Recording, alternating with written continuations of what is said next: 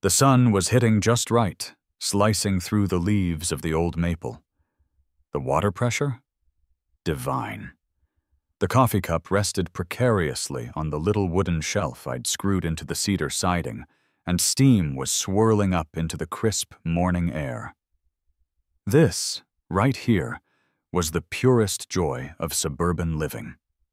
My backyard, my completely legal, meticulously maintained outdoor shower, and the absolute, total, non-negotiable freedom of not being indoors. You ever been truly clean? I mean, not just physically, but spiritually? That's what the outdoor shower does. It washes away the residual anxiety of bills and traffic, and most importantly, the creeping dread that your homeowners association is watching you. Which, as it turns out, is a dread you should never, ever let go of. I was mid-lather, probably about 60% through my favorite sing-along, Sting's Fields of Gold, don't judge me, when the bliss detonated. It wasn't a sound so much as an intrusion. A low, persistent, mechanical whine, like a very angry hornet the size of a pigeon. I paused, tilting my head back under the spray, and squinted up. And there it was. Not a hornet. Much worse. It was a drone. And not just any drone, but the kind of compact, silent, high-definition, four-rotor horror you know belongs to exactly one person on the block. Carol Peterson. Carol, who lives 3 houses down, whose entire personality is distilled white vinegar and the unyielding conviction that everyone else's landscaping is an existential threat to her property values. Carol, who also happens to be the chairwoman of the Covenants, Codes, and Catastrophes Committee, or the HOA, as we common folk call it. The drone hovered, suspiciously low, behind the 6-foot vinyl fence that delineates my property line from the Johnsons, who are fine, they just don't want to get involved. And then, the shouting started. It wasn't the distant, muffled sound of a neighbor arguing with their teenager. This was directed, amplified fury, cutting through the steam and the sting. "Leo! Mr. Armstrong!" I instinctively clamped my hands over myself, which, under a cascading waterfall of soapy water, was an exercise in pure, panicked futility. I grabbed for the towel, draped over a trellis I had installed last spring, but it was just out of reach. "I am filming this, Leo. I am documenting a violation of Article 4, Section 2, Subsection B, Anatomical Visibility, Public Indecency." Anatomical visibility. I almost choked on my shampoo. I had my back to the fence, for Pete's sake, and my shower head is only 5 feet high. The sight of Carol, now leaning aggressively over her own perfect petunia-lined fence, binoculars glued to her face, confirming she hadn't just relied on drone footage, was too much. "Carol, for the love of God, I'm washing the dog hair off!" I yelled back, utterly exposed, dripping, and now hysterically angry. "That is unfounded, Leo. You do not own a dog. I have reviewed the pet addendum. You are in violation. Cease and desist immediate use." I finally snagged the towel. My perfect morning was officially ruined.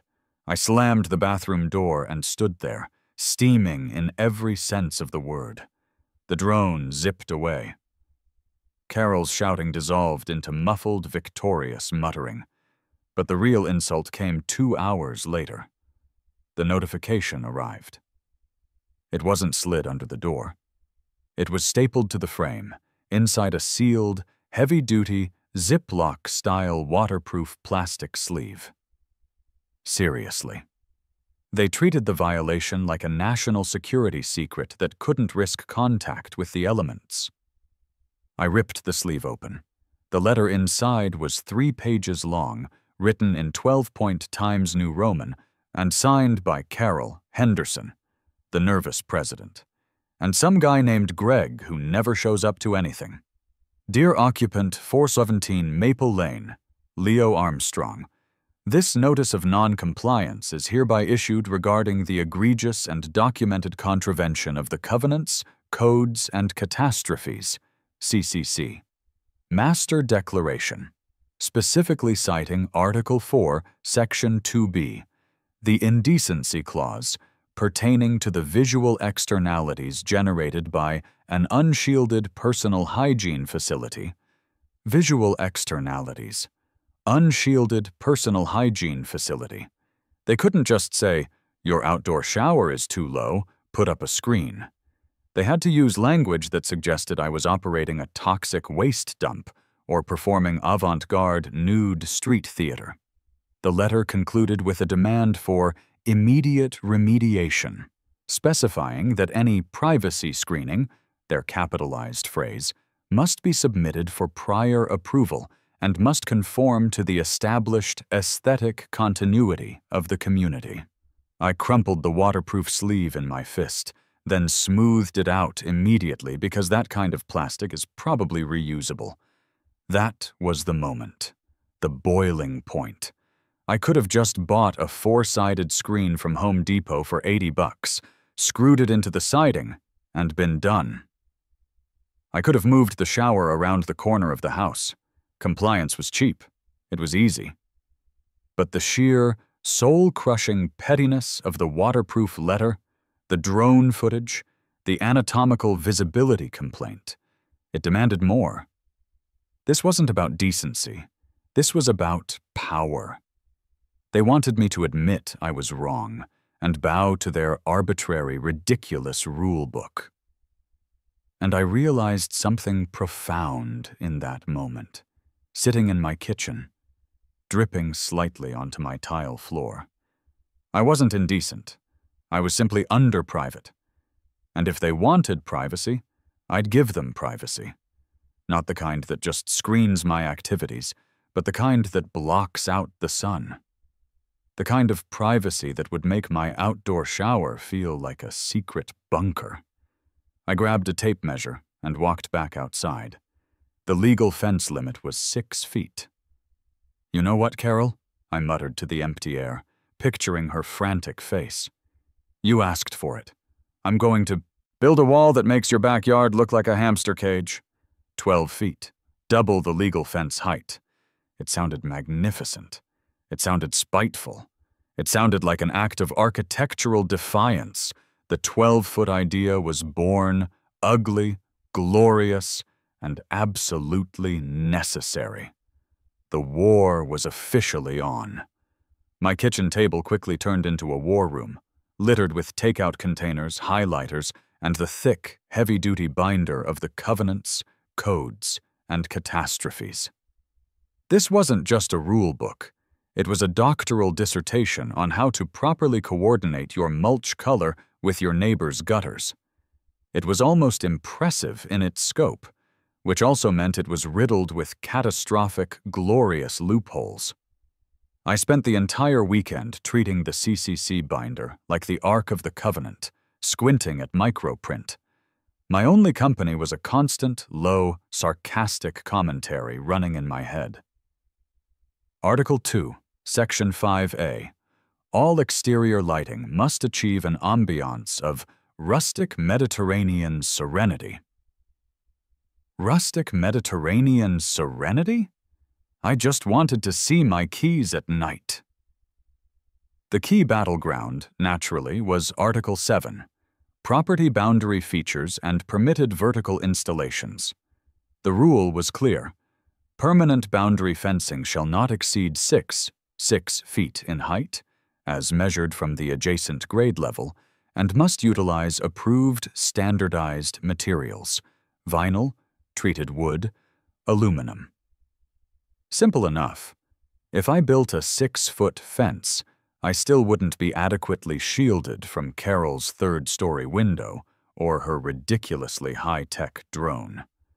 The shadow of her indecency complaint would still loom. But then, deep in the addendum, past the section on acceptable bird feeder colors and the mandatory annual review of mailbox fonts, I found it. Article 9, Section 1C, Non-Permanent Architectural Screening Features, NPASFs. This section was intended for things like gazebo kits, temporary sheds, or decorative lattice. It had been written sloppily, clearly an afterthought. The definition of an NPASF was a structure not permanently affixed to the primary property structure and intended for screening or decorative purposes. Crucially, it specified no maximum height limit. It only mandated that the NPASF must not impede essential utility access or infringe upon setback lines. My heart hammered. This wasn't a fence. It was an NPASF. And my outdoor shower, being attached only by water pipes and not directly integrated into the home's framing, was easily reclassified as an Essential Personal Hygiene Facility, EPHF. The logic was flawless. The HOA demanded screening for my EPHF. I would provide an NPASF. Since the code didn't set a height limit for an NPASF, and it wasn't permanently affixed to the property line, which would make it a fence, I was in the clear. Weaponized compliance. Armed with this ridiculous terminology, I arranged a phone call with Mr. Henderson, the HOA president. Henderson is the kind of man who looks perpetually like he just swallowed a thesaurus and is trying to sound smart while regretting the decision. He picked up on the second ring, sounding stressed. Mr. Armstrong, regarding the 417 Maple Lane compliance issue, we were hoping you'd submit schematics for an approved 6-foot lattice screening, Henderson droned, his voice tight. Mr. Henderson, I began, making sure my tone was calm, measured, and utterly insane. I appreciate your promptness. However, I won't be submitting schematics for lattice screening. I will be proceeding with an overcompliance strategy to mitigate the potential for future litigation. A nervous cough traveled across the phone line. Litigation? Mr. Armstrong, we haven't threatened litigation. No, but Carol did. She cited anatomical visibility, a serious charge. I need to ensure zero visibility from all angles, including the third-story overlook and aerial surveillance platforms. Therefore, I'm installing an NPASF, a non-permanent architectural screening feature. Silence. Then a hesitant, We usually just call that a shed, Mr. Armstrong. Absolutely not, I corrected sharply. A shed has 4 sides and a roof. This installation is a volumetric solution designed to mitigate the visual externalities generated by the Essential Personal Hygiene Facility, as previously diagnosed by the CCC committee. I could practically hear him flipping through his binder pages frantically. A volumetric solution. And the height, Mr. Armstrong? I paused, injecting maximum smugness into the silence. The height is necessary to ensure zero visibility compliance, as demanded by the spirit of Article 4.2b, which mandates an end to indecency. I calculated the trajectory of the highest possible viewing angle from the Peterson property. The necessary vertical installation is 12 feet. He stammered, his voice climbing an octave. 12 feet! Mr. Armstrong, our standard fence height is 6 feet. 12 feet that is aesthetically non-conforming. Aesthetically non-conforming, yes, but structurally and legally conforming to the NPASF clause, which, as you know, carries no vertical limitation, provided it adheres to setback rules, which it does. I checked. Page 114, subsection D, paragraph 3. Any NPASF must not impede the flow of aesthetic continuity. And what is more aesthetically continuous, Mr. Henderson, then seamless total privacy. I am curing the indecency the HOA diagnosed. He was completely defeated. He couldn't cite a rule. He couldn't argue with my logic because my logic was simply a highly motivated reading of his own poorly written document. "Mr. Armstrong," he finally managed, sounding like a sad, deflated balloon. "We are strongly urging you to reconsider. This will incur fines. I'm looking forward to receiving the certified letter explaining which specific section of the CCC I'm violating with my good faith. Compliance structure," I replied sweetly. "Have a wonderfully serene, rustic Mediterranean day, Mr. Henderson." I hung up, heart pounding. The 12-foot logic was simple. It was exactly double the legal fence height, making it maximally visible and maximally spiteful. It would loom. It would cast a massive shadow. It would be a monument to bureaucratic overreach. I started sketching crude blueprints on a napkin. The Great Wall of Leo. 48 hours later, Henderson sent his final email. It was frantic, passive-aggressive, and full of bolded text. Final warning. The email stated the board would levy a $50 fine per day for aesthetic non-conformity once construction began, but it still couldn't cite an actual structural rule I was breaking. It was a threat, a hollow gesture. I printed the email, carefully matted it, and framed it above my kitchen sink. It was the declaration of war. The next step was finding a partner in crime, a contractor who appreciated chaos. My search for a contractor was, predictably, a disaster. I started with the highly rated guys, the ones with the spotless trucks, and the brochures featuring perfectly rendered 6-foot cedar fences. I had 3 interviews, all of which followed the same painfully polite trajectory. The first guy, Mark from Artisan Exteriors, a clean-cut fellow in a polo shirt with a company logo, looked at my napkin sketch and then back at me as if I'd just suggested building a trebuchet. 12 feet, Mr. Armstrong. That height requires commercial permits, a structural engineer, and footings that go deeper than the foundation of your actual home," he said, shaking his head. "But it's non-permanent," I insisted. "It's an NPASF, non-permanent architectural screening feature." Mark sighed, closing his clipboard with a decisive snap. "Sir, anything you need a crane to erect is, for insurance purposes, permanent and liable to fall over. I stick to fences, 6 feet. That's my comfort zone." The second guy, who specialized in decks, actually laughed when I brought up the indecency clause. "Wait, the HOA said your junk was indecent?" he wheezed, wiping a tear from his eye. "Man, I'm sorry, but that's hilarious. Still 12 feet? That's commercial scaffolding territory. We do tasteful retaining walls, nothing that constitutes a religious monument to spite." After 2 days and 5 rejections, I realized I was looking in the wrong places. I needed a contractor who respected the hustle, not the zoning code. I started searching truly questionable sites, clicking on ads that looked like they were designed in 1998, and looking for keywords like quick build, reclaimed, and honestly, cash only. That's how I found Big Al's Quick Build Solutions.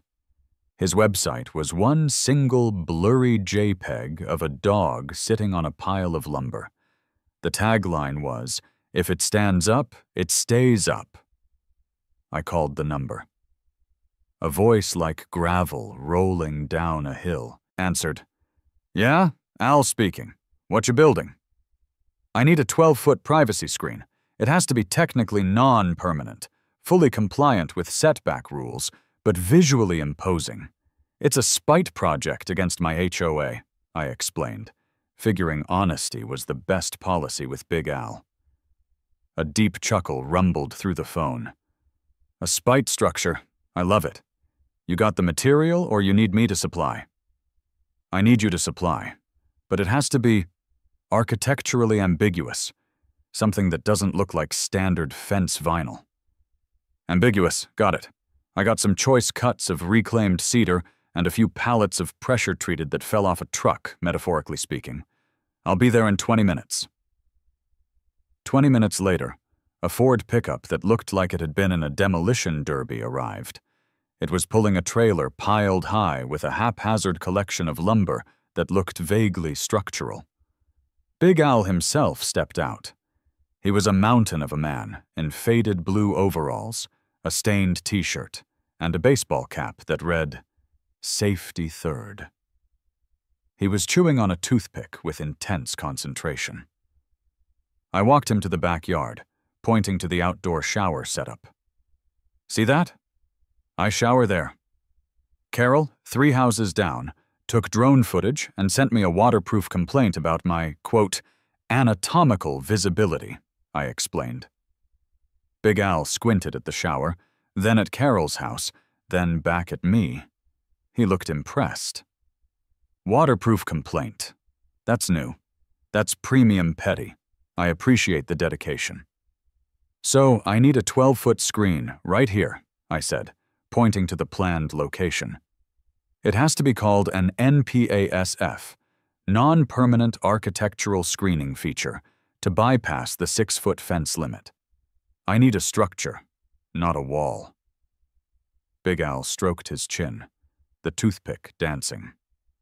12 feet. That's a good number. Got height, got presence. And you want it non-permanent, which means minimal concrete and lots of heavy rocks, strategically placed for ballast. Easy. We call this a... Let me think. He paused, looking heavenward for inspiration. We call this an Artisan Solar Exclusion Device, ACD, on the paperwork. It's temporary because the solar angle changes, see? We're just excluding the sun until the solstice hits. And artisan, because we're using this beautiful mismatched wood I got. He gestured to the trailer.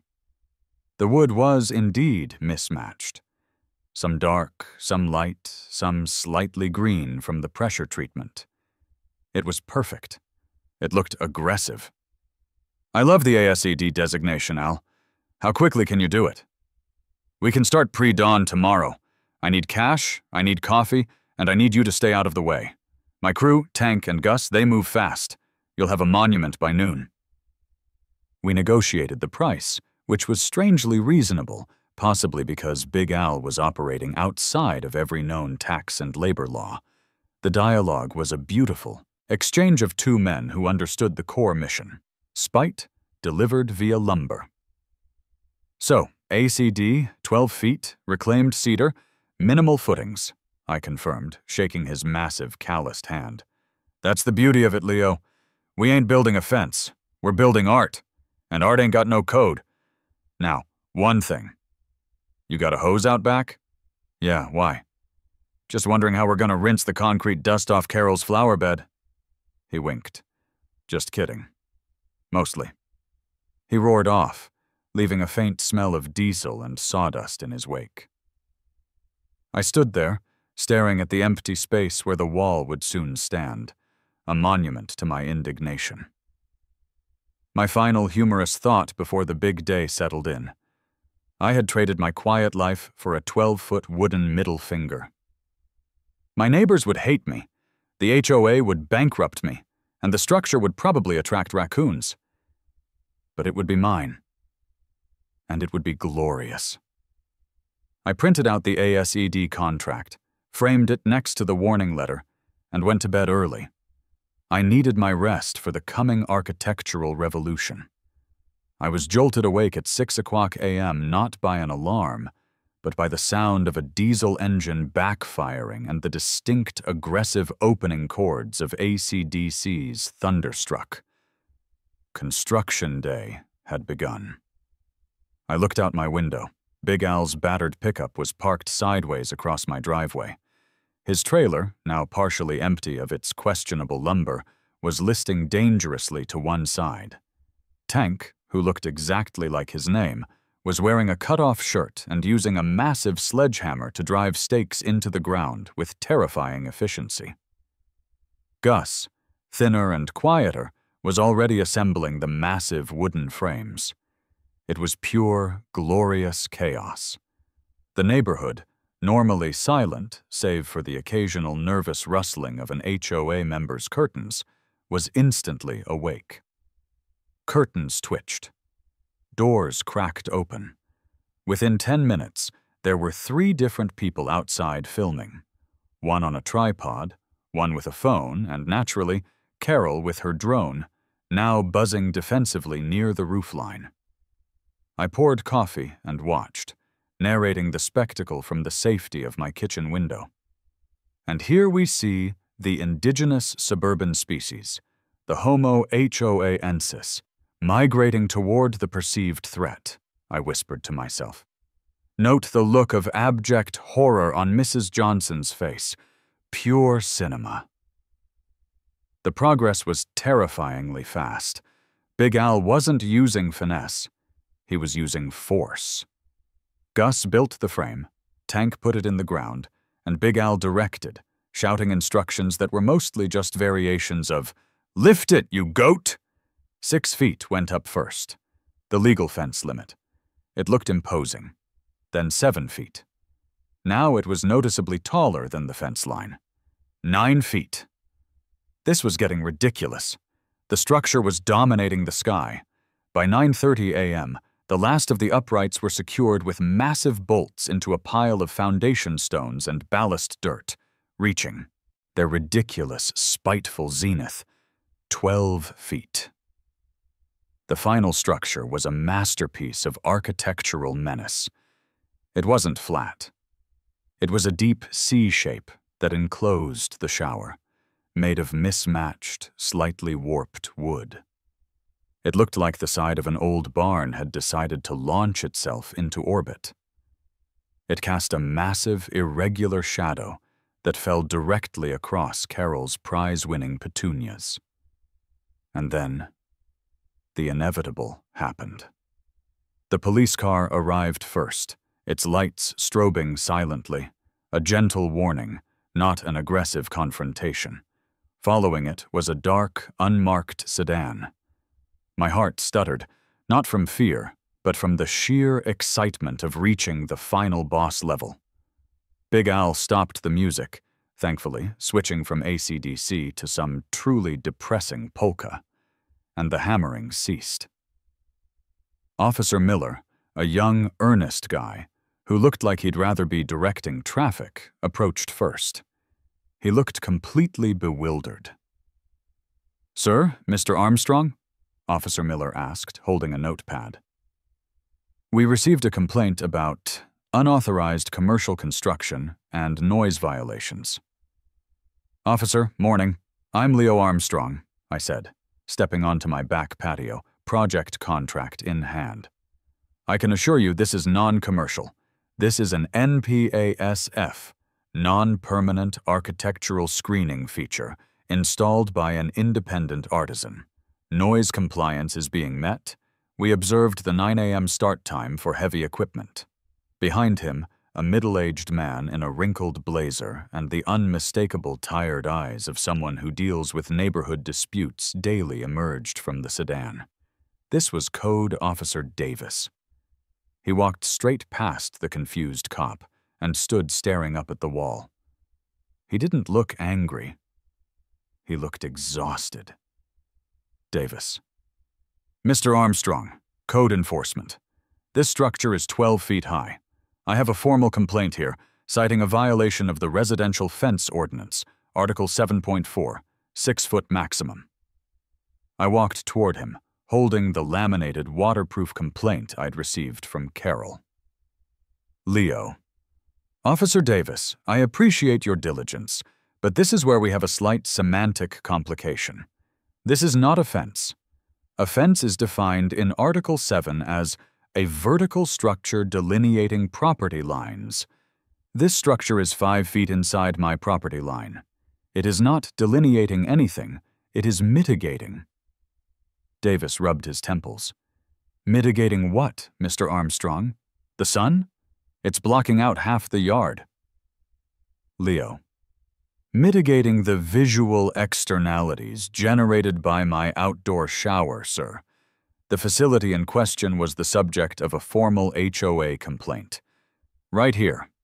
I dramatically presented the waterproof document. The HOA diagnosed an anatomical visibility problem and deemed my lawful use of my EPHF, Essential Personal Hygiene Facility, as a violation of the Indecency Clause. Officer Miller looked wildly between Davis and me. He was rapidly flipping through his own code, Enforcement Handbook. Davis. I don't care about the HOA, sir. I care about the city code. A 12-foot wooden wall is a 12-foot wooden wall. Leo. And the city code on a freestanding, non-permanent structure 5 feet off the property line that is classified as an architectural screening feature designed to comply with a bona fide public indecency complaint is what, exactly? I threw the question back at him, challenging him to find the rule. Davis stared at the wall, then at the sky, then at the ground. Big Al and his crew pretended to check the wall's structural integrity, leaning on it aggressively. Big Al, to Tank, loudly. She's solid, Tank. Real solid for an artisan solar exclusion device. Davis ignored Al. He tapped his pen against his clipboard. We look at intent, Mr. Armstrong. The intent of the fence rule is to prevent structures over 6 feet. Leo. My intent is hyper-compliance with a formal complaint that labeled me an indecent exhibitionist. My intent is to correct the problem the HOA identified by creating a structure so massive, so visually exclusive, that my neighbors would need a drone and a space telescope to violate my privacy again. I have proof the problem exists, right here, stapled to a waterproof complaint. Officer Miller finally spoke up, reading directly from his book, his voice meek. Code 4.1c, sir. Temporary or decorative screens may be exempt from height restrictions if they do not impede utility access and are demonstrably non-permanent. There's no hard height limit on a non-permanent architectural feature. Davis closed his eyes, accepting defeat. His frustration wasn't with me. It was with the administrative loophole I'd found. Davis. You win, Mr. Armstrong. You are correct. This ACE-ED is ugly, it is spiteful, but it is technically not breaking city code as offense, and the HOA's complaint creates a necessary pre-existing condition for your remediation. I will file a report stating that this is not a violation. He sighed, defeated. Just please, for the love of God, keep the noise down. And don't paint it bright magenta. That would be a different violation. Leo. Natural wood stain, officer. Rustic Mediterranean, even. Davis just shook his head, got into his car, and drove away. Officer Miller, looking simultaneously terrified and impressed, gave me a slight, conspiratorial nod before following. The moment they were gone, Big Al let out a triumphant roar. Big Al. Yeah, the ACE-ED is victorious. See, Leo? Art ain't got no code. The wall stood 12 feet tall, mismatched, glorious, and absolutely, perfectly legal. The ultimate architectural middle finger to the entire HOA. The immediate aftermath was pure pandemonium. The story of the Great Wall of Privacy hit the neighborhood next door app faster than a speeding bullet train of pure gossip. Someone posted a photo of the 12-foot structure next to their standard 6-foot vinyl fence. The contrast was spectacular. The comments section exploded. Half the community called me a hero for fighting the system. The other half, the Carroll Brigade, demanded my immediate eviction. A local low-budget news crew called the Suburban Scrutiny Report showed up. Desperate for content, they filmed the wall and interviewed a frantic Carroll who kept insisting the structure was a violation of the natural light spectrum and a monument to male indecency. They cornered me near my mailbox, and I delivered my perfect, sarcastic quote, ensuring it was viral ready. Reporter: Mr. Armstrong, what message are you sending to your community with this, massive privacy screen? Leo: My message is simple. I'm just a guy who takes my privacy very, very seriously, thanks to my vigilant neighbors. If the HOA says I'm indecent, then I must become maximally private. I've merely provided the necessary volumetric solution to a community-diagnosed problem. The clip went semi-viral locally. I was officially the reluctant, snarky hero of all HOA-hating homeowners. Predictably, the formal letter arrived 2 days later. Notice of emergency HOA board meeting. Violation of aesthetic continuity and property value mitigation. The meeting was set for Thursday night at the community clubhouse. I immediately spent an evening prepping my defense, which I treated like a legal closing argument. I wore a button-down shirt and brought 2 key props: the original waterproof complaint and a high-resolution printout of the code enforcement report that officially ruled the ASED compliant. The meeting room was packed.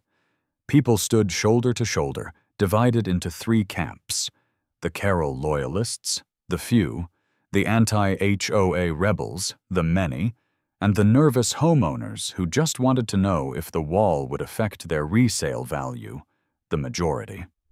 Mr. Henderson, the president, looked utterly broken. He stood behind a small podium, his hands shaking slightly.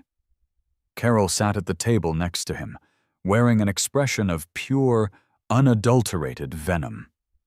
Henderson: And so, we are here tonight to discuss the blatant, disruptive, and unprecedented act of architectural spite executed by Mr. Leo Armstrong at 417 Maple Lane.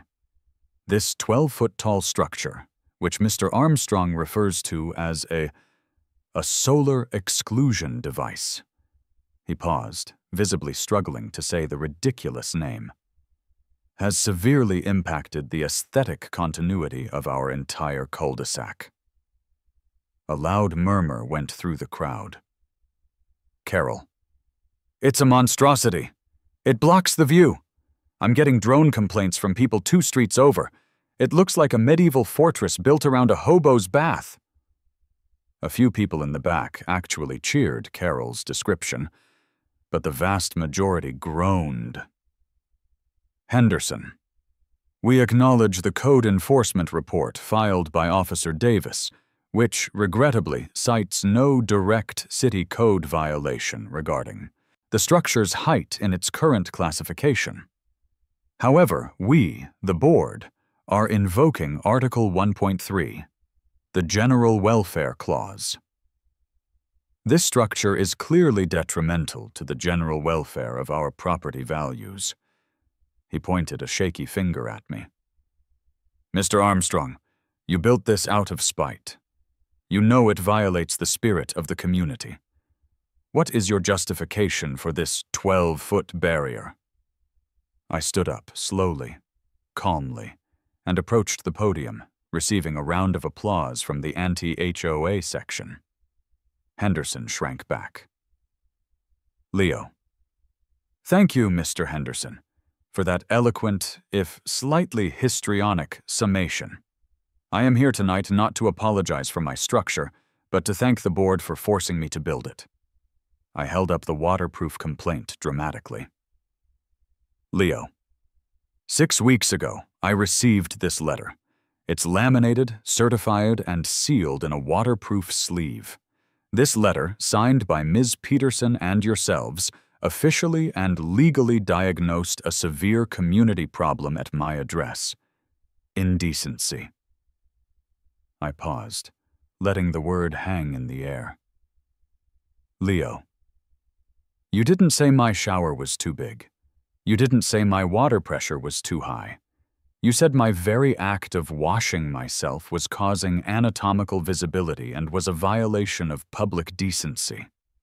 You didn't ask me to comply. You demanded I remediate the source of the indecency. This is the diagnosis, provided by the highest authority in this community. I held up the wall's contract. And this, I said, tapping the paper, is the cure. The only cure guaranteed to permanently mitigate the visual externalities that the HOA itself documented. Carol leaped up from her seat. This is sophistry, Leo. You are twisting the rules. Leo, am I? Or am I demonstrating that your rules, the covenants, codes, and catastrophes are so poorly written and so aggressively vague that they allowed a simple disagreement over a shower to escalate into a city code enforcement issue? You want the wall gone because it's ugly, but you gave me the legal justification to make it that way. I pointed to the wall's height. You only put a 6-foot height limit on a fence. You forgot to put a limit on a non-permanent architectural screen. That, Mr. Henderson, is an oversight on your part. I did not break the rule. I simply overcomplied with the indecent resolution. You created the problem. I provided the solution. A magnificent 12-foot-tall legally ambiguous solution. I laid both documents on the podium. The crowd was silent. The sheer audacity of using their own terrible rule writing against them was a beautiful thing to witness. Henderson looked utterly defeated, realizing he had no grounds for a penalty, only for a future, heavily restricted rule. The emergency meeting ended not with a fine, but with the creation of a subcommittee to review the entire CCC document. I left the clubhouse to the sound of subdued applause and Carol's furious, high-pitched whispering. The fallout from the emergency HOA meeting was slow, bureaucratic, and highly predictable. They couldn't find me. They couldn't tear the wall down. But they could change the future. 2 weeks later, I received the official ruling on my ASED, hand-delivered by a visibly disgruntled Henderson. He didn't make eye contact. He simply handed me the envelope. Here, Mr. Armstrong, the board has voted 4-1 to approve the following amendment, effective immediately, pending community ratification. The letter was concise, showing the scars of 1,000 hours of miserable legal consultation. Article 9.1 Architectural Screening Height Limitation.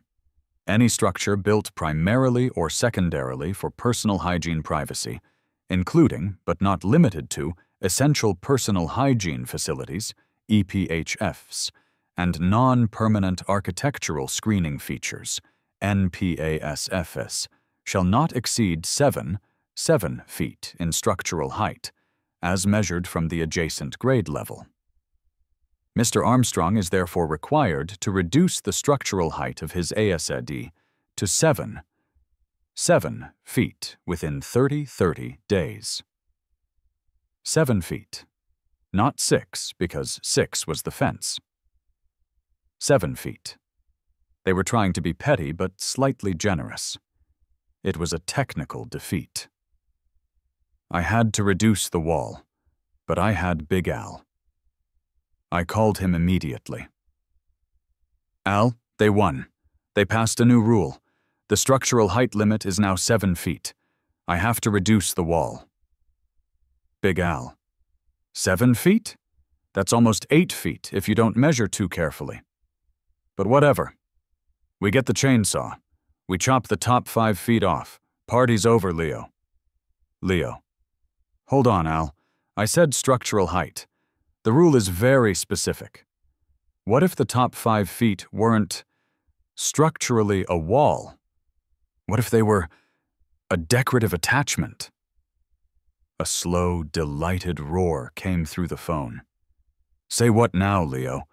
What kind of decorative attachment are we talking about? Leo. A pergola, Al. A decorative open-air structure intended to support climbing vines and provide partial solar shading. It can't be a fence, and it can't be a wall, but a decorative structure can sit on top of a 7-foot wall, provided it adheres to the original setback rules. Big Al. A pergola, or as I like to call it, a vertical gardening implementation device, VGID. It's art, Leo. It's high-altitude gardening. I love it. 2 days later, Big Al, Tank, and Gus were back. Instead of chainsaws, they brought ladders and a few bags of cement. The plan was brilliant. They carefully sawed off the top 5 feet of the wall and set the pieces aside. They then cemented large, heavy planter boxes onto the top of the newly 7-foot-tall wall section, securing them with steel brackets that were technically approved for decorative gardening purposes. Then, using the lumber they had removed, they built a decorative open-air lattice framework, the pergola, which they bolted only to the planter boxes. The 5-foot pergola, supporting the planter boxes, sat directly on the 7-foot wall. Structural wall, 7 feet, compliant. Architectural feature, pergola phage planter box, 5 feet. Compliant, as it's not a fence or a wall and is merely decorative. Total.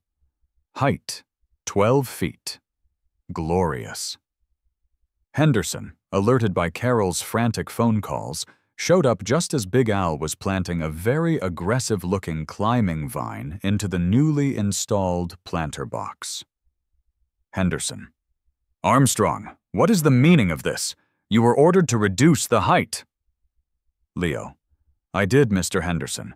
The structural height of the vertical boundary feature is exactly 7 feet. I even brought my tape measure. I held it up, showing the top of the wood. 7 feet. Perfect compliance.